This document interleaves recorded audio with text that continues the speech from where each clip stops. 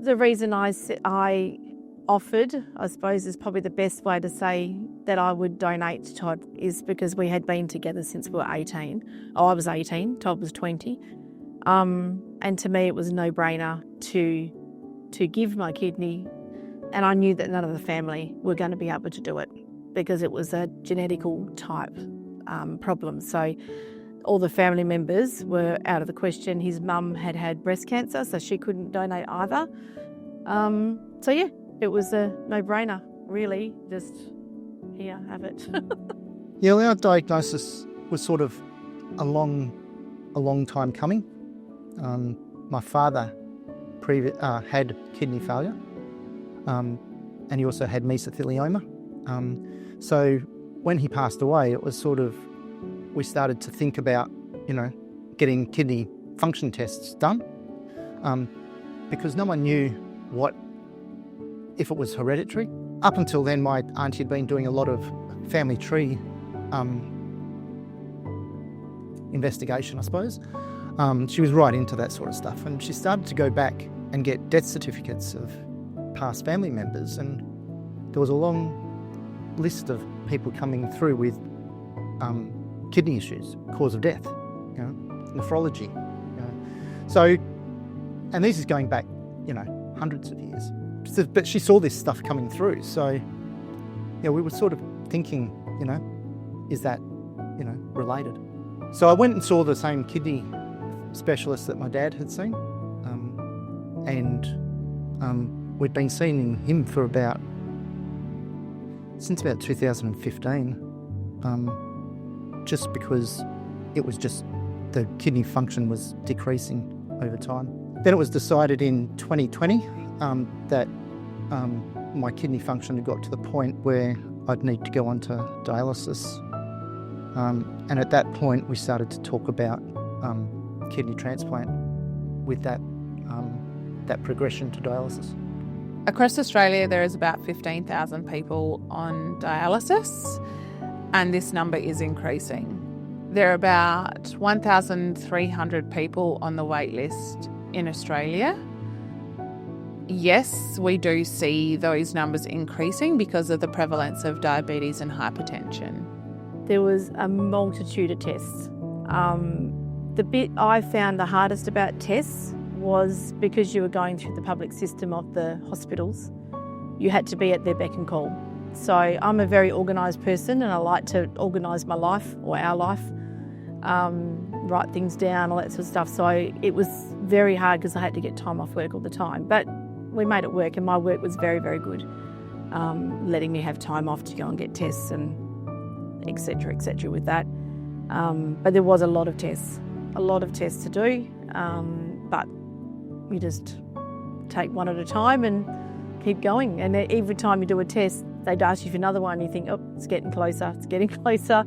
Another test, oh, well, it must be still okay, we're getting closer. And then the last one, and it was like, yeah, it was all a go. So that was really good. The ABO-incompatible, Tracey and I aren't the same blood type, but they can cross the kidney between our blood types. We're able to kill off basically my antibodies to allow me to take a kidney from another blood type. And so by killing off my antibodies, it's basically reducing my immune system so that my immune system doesn't fight the new kidney. There was a number of trips to hospital where they hook you up to what they call a washing machine, which basically takes your blood out of your system, separates the plasma and the red blood cells, and then puts in donor plasma into your bloodstream with your blood to allow your antibodies to be depleted to the point where you can take on a kidney from the opposite blood type. It took time, but it enabled us to do the cross blood transplant. Being ABOi incompatible means that the recipient and the donor may have different blood groups. This means that the process is slightly different and you may require different treatment pre and post transplant. Financially, Tod's always worked really, really hard, so we were financially fine. So I had to take off 10 weeks because when we found out he was having the transplant, we got given the date. I actually asked the question of the unit, what would happen if I got COVID? And they said that it would put it off for 8 weeks. And I said, well, that's not going to happen. So between Tod and I, we made a decision that I was going to take a whole term off school because I work at a school, and we would isolate. So I took a term off school unpaid to isolate. Tod worked from home, we just isolated at home as much as we could, apart from having to get shopping or anything like that. So, but because Tod's worked so hard all his life and he's a big saver, we didn't have to. It wasn't a big problem with financial for us, which we were very, very lucky, very lucky.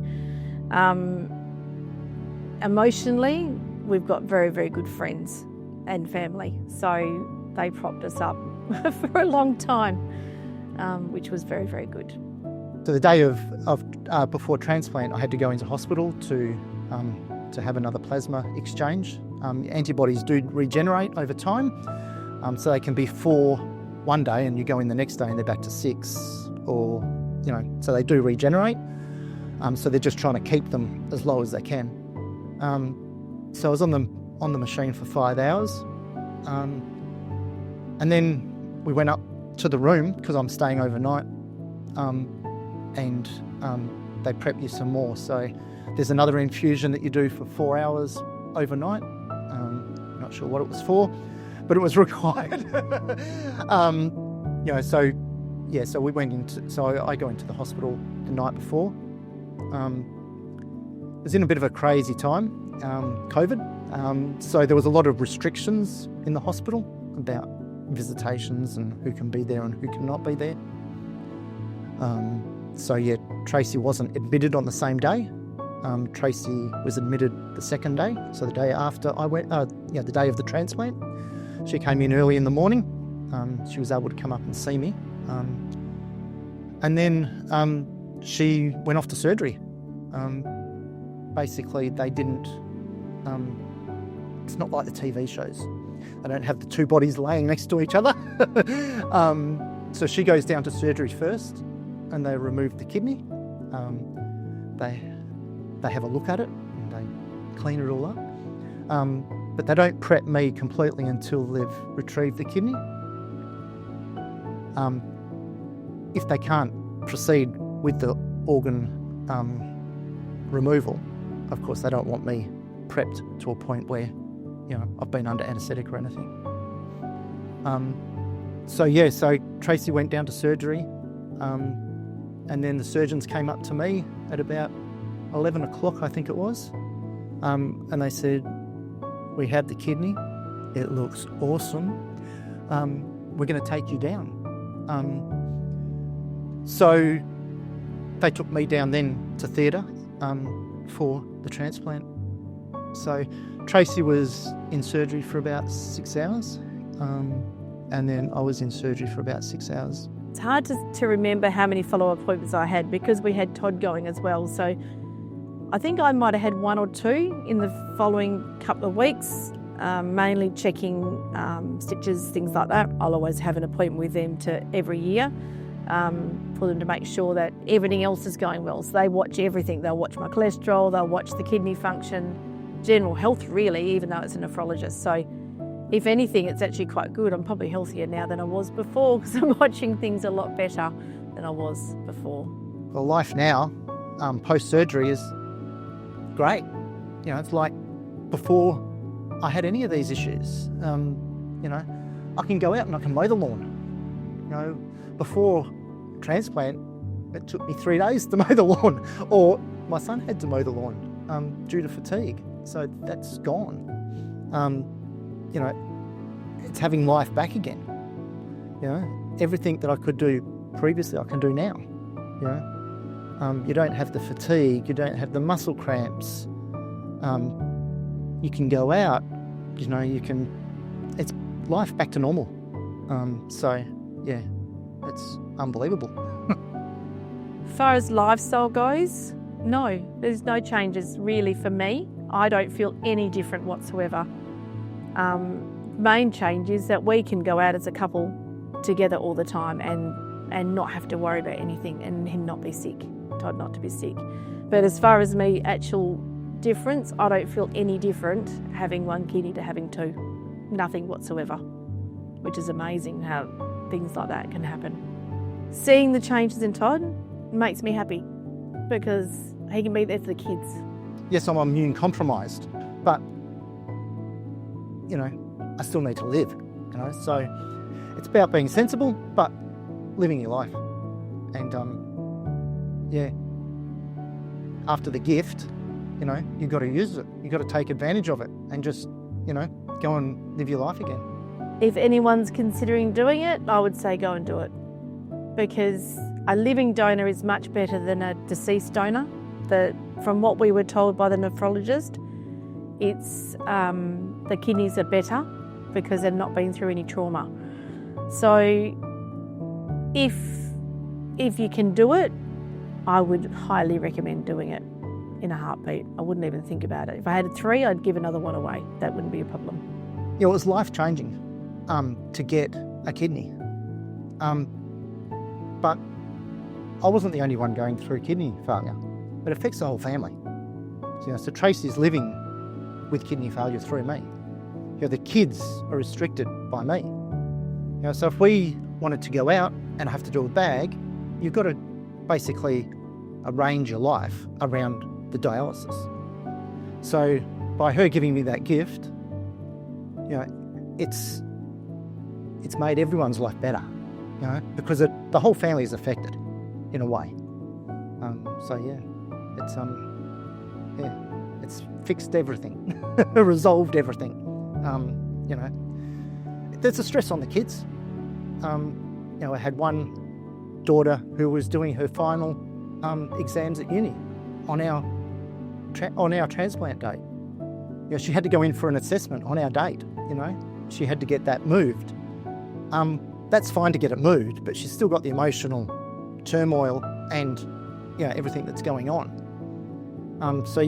It affects everybody. So to have that gift, it's a gift for the whole family. So it is hard. It is hard emotionally and physically, going through all the testing. There's a lot of hoops you got to jump through, but persist. Please go through all the testing, because the end goal is unbelievable. So yes, it does take time and it is draining. It's a lot of trips to hospitals and a lot of testing, but it's worth it in the end. To have that gift, as we call it, to get your life back,